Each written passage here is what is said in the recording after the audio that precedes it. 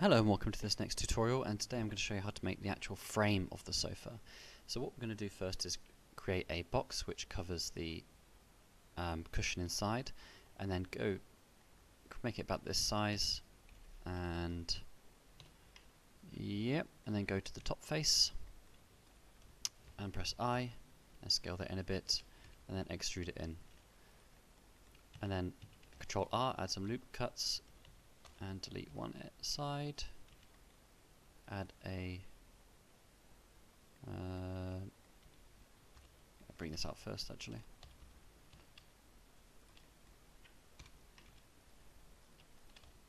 Attach these faces. Okay. And then just check that the dimensions are matching against the cushion.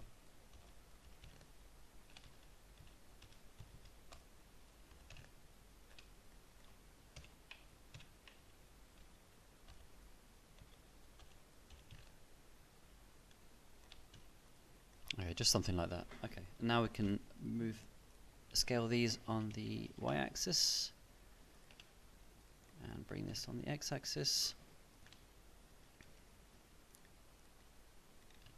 and scale this on the y, bring this on the x. Okay, something like that. Okay, next thing we want to do is add a subdivision surface, a mirror. First add a loop cut here and delete this edge. There we go. And now add a subdivision surface. Turn the quality back down and then start adding some loop cuts. Okay.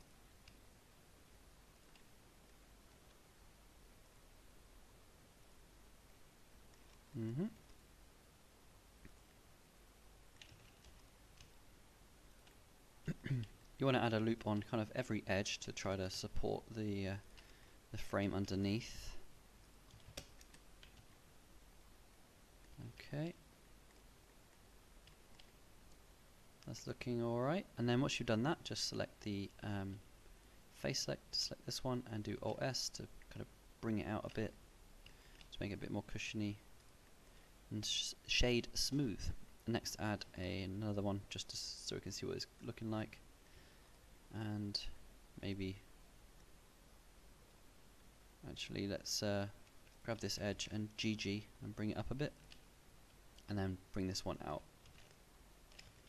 Okay, so that's looking quite soft now, but still quite smart. This whole edge is a bit too much, so let's set this one and bring it in a bit.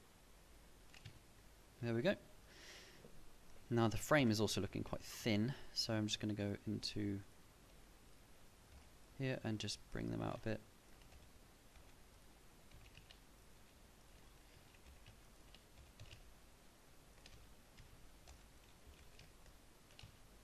I'm still trying to get used to these pie menus.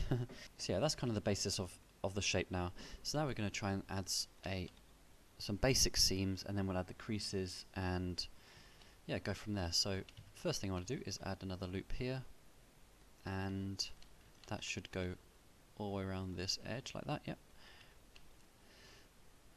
Okay, so now what I want to do is create a bevel for this edge, so just Control B and make sure there's about 5 in the middle. So 1, 2, 3, 4, 5 with the middle mouse wheel, and then press Control minus and press Alt S.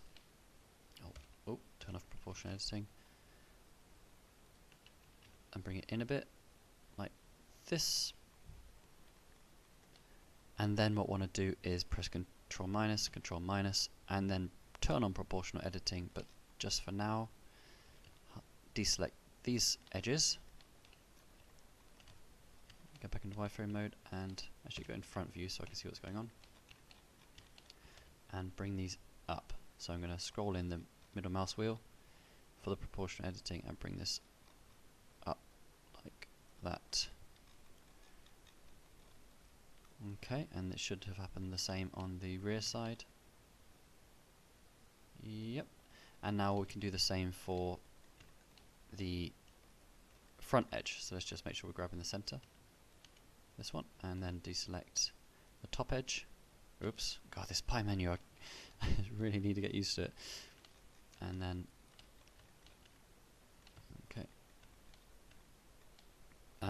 Right, so now I want to go top view and bring this out this way.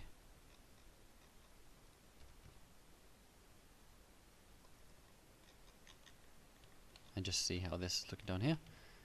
Okay, so we've got a nice seam going along that way, and yeah, cool. So if we want then to make this a bit more of an overlap, we can grab the center of this piece here. I'm going to turn on, press O, press Alt S, and then it becomes a little bit thicker. There we go.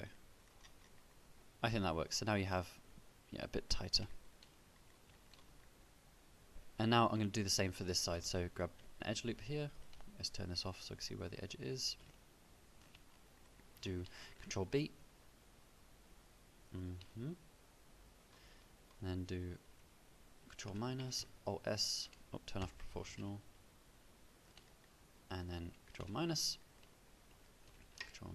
and then scale this out, but just the centerpiece. There we go, and then Alt S again, but scroll out so you grab more of it, and then something like that. Okay. So that seam is looking pretty clean to me. Obviously you'll have to do every edge independent depending on the angle that they're going, but this is something, if you want a really quick seam, that's one way to do it. So yep, next I want to add another seam here, and actually I'm going to do Control B and just have two like this, and do Alt S. Okay. And I do know there's also a seam that runs along here, so I'm going to just go grab this edge and do Control B. Actually, I don't want this edge to be so sharp, so deselect these and then bring this in like so. Okay, and Control B. I want maybe 3 here. I don't want it to be like a full seam like the last one, but bring this one in, Control minus, and bring this one in even further. There we go, so it's just a simple seam. Okay, next thing I want to do is just grab, with that one still selected, grab one of these ones and one of these in the seam and do mark seam. Select the whole thing and unwrap it.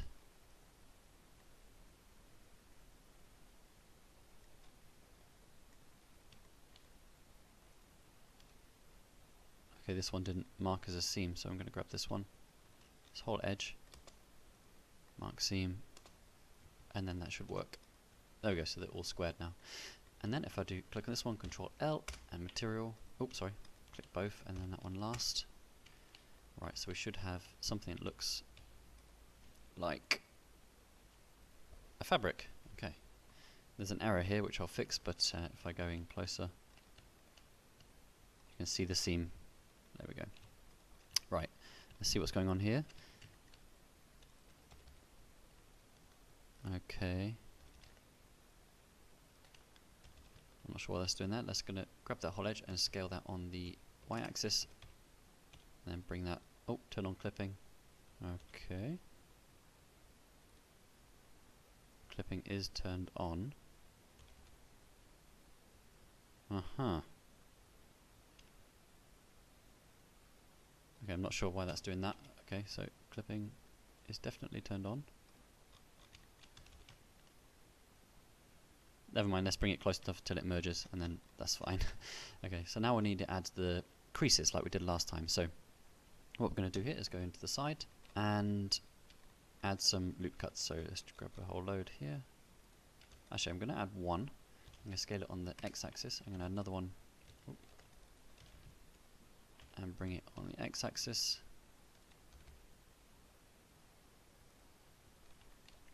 Because what I want is these edges to be straight down. Okay. Obviously you'll have to re-unwrap it because I think that might have just ruined what I've just done, but yep, same for this one. So one edge loop here, let's just scale it on the y-axis and create some edges, and this one should be fine, and one more in the middle. Okay, and now I'm just going to fast forward, but I'm going to do the same process as I did before. Create loads and loads of cuts all the way along, and then we'll pull them all out so there is some creases going on. As I'll be doing this in Blender 2.8, there might be some bugs which will create them extra vertices, as I mentioned in the previous video. So if that happens, I may just either leave them or do another fast forward of me cleaning it all up. So yeah, just bear that in mind.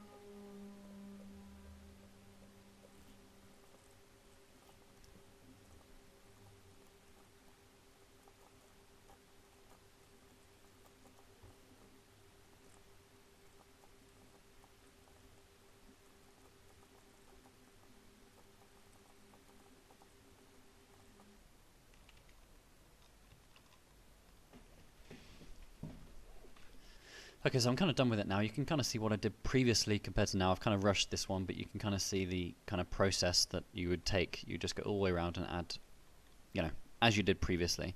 But this, I think, should be fine for now and shows you kind of still what to do.